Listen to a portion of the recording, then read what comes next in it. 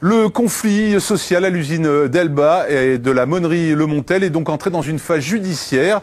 3 syndicalistes de l'entreprise menacés de fermeture étaient convoqués ce mercredi matin au tribunal de grande instance de Clermont-Ferrand. La direction leur reproche de bloquer illégalement l'accès à l'établissement. Les explications de Brigitte Kant et Cécile Claveau. Troubles illicites, entrave à la libre circulation des biens, au droit de propriété et à la liberté de commerce. À l'évidence, la direction du groupe Hamelin veut en finir avec le piquet de grève à l'usine de la Monnerie. Mais avant l'audience, les salariés sont venus au tribunal soutenir leurs collègues, 3 délégués syndicaux convoqués en référé. Les gens sont vraiment dépités parce qu'ils ne savent même plus qu'est-ce qu'il en est, est-ce qu'on avance au niveau des termes des négociations, que va donner le référé au niveau du tribunal, ce qui va en découler, ce qui va en sortir.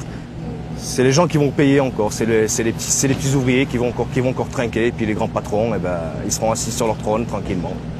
À l'audience, la plaidoirie de la direction s'appuie sur les 350 palettes de classeurs toujours stockées à l'intérieur de l'établissement.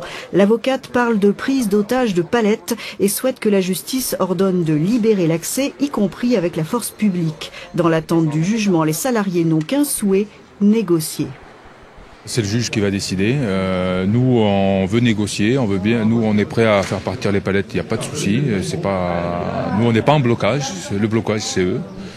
Nous, pour faire partir 350 palettes ou 500 palettes, il n'y en a pas pour longtemps, une matinée, voire la journée, le problème il sera réglé, mais il faut qu'on passe aux négociations.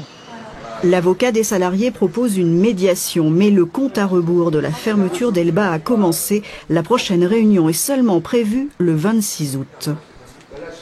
La réponse qui a été en tout cas apportée à la barre par l'avocat d'Elba, c'est niet, on ne discute pas. Et moi, la certitude que j'ai, c'est que la société Elba a décidé de passer en force et en vitesse pour fermer le site et avait tenté d'utiliser la période d'été pour cela.